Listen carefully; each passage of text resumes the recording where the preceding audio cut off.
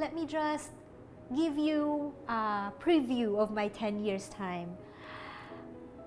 The perks that I got from persevering my 10 years is the dream that I was able to bring and fulfill the dream that I wanted to bring my mom abroad.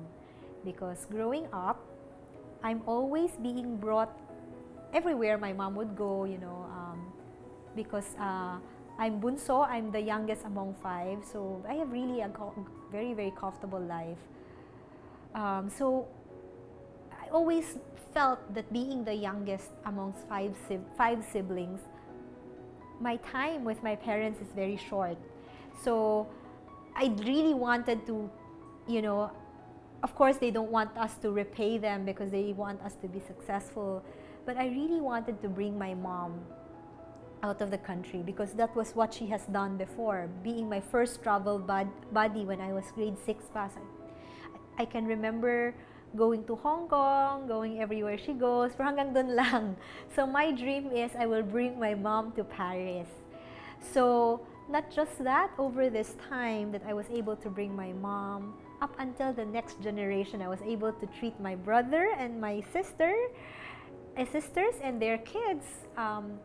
We traveled together, so using my own money, not anymore asking from them, and able to, the thing that I'm very happy about is I have learned how to respect people's time, respect the value of money, of how hard it is to earn money.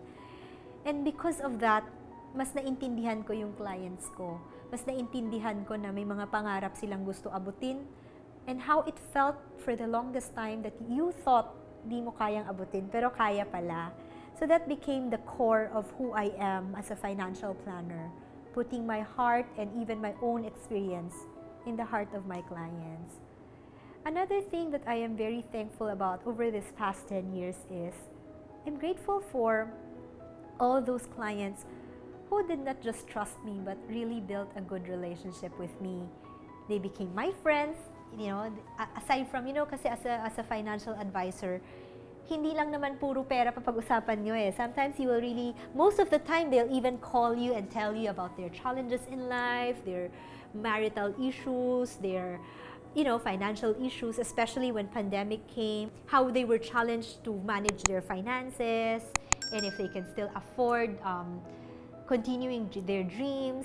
So all these things, the very thing that I'm super grateful about and the ultimate reward that I have gotten from being a financial advisor is the relationship I built with my clients. Yung iba nagsasabi, sobrang dami ng clients tong taong to, hindi na niya kaya.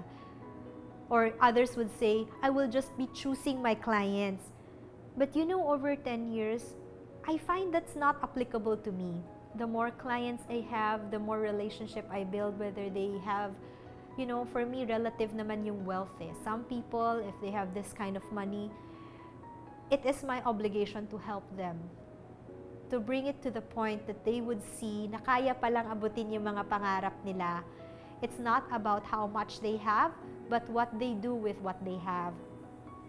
For other clients, of course, there are also class A, different levels of clients. Sometimes they don't even know where to put their money, and because they're so focused on building wealth and building their business, they also need somebody like me to guide them of how to subdivide their money and put it in the right place.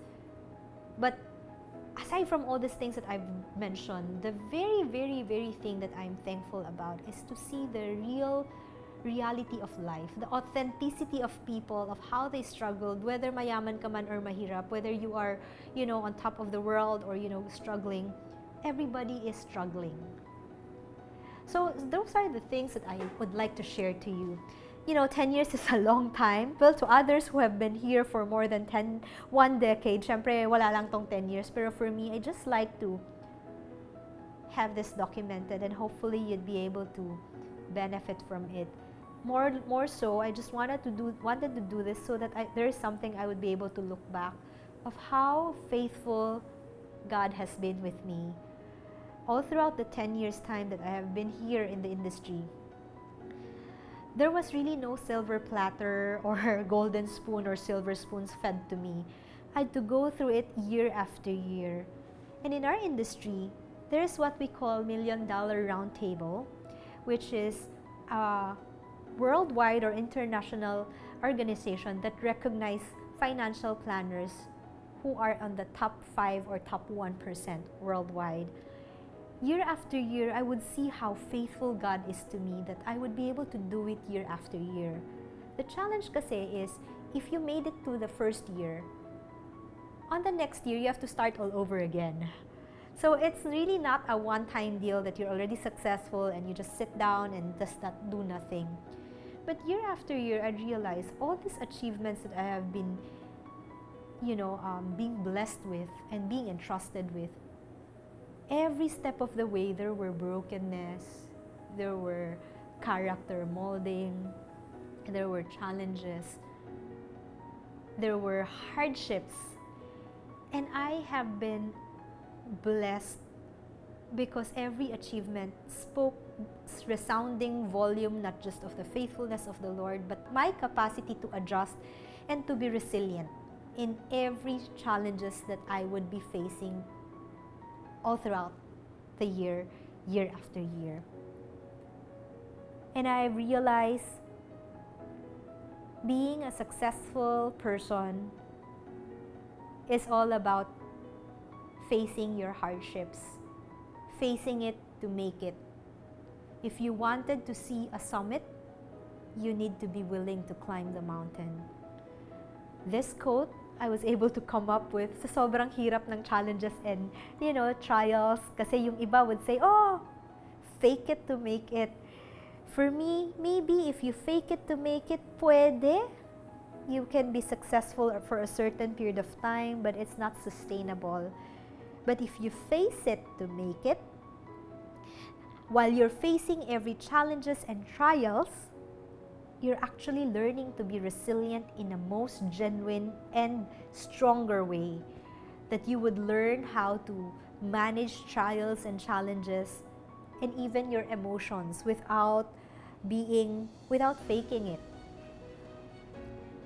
And I also realize in the industry that's filled with so much glitz and glamour, recognition here and there, the ultimate recognition for me is actually being able to touch lives. I often hear when people would say, oh, what kind of legacy would you want to leave people behind, that they would remember you by? I kept on thinking, what kind of legacy do I want to leave people with or people by? For me, I don't think I'd like people to remember me. If they would, it's a blessing. But if they don't, it doesn't matter.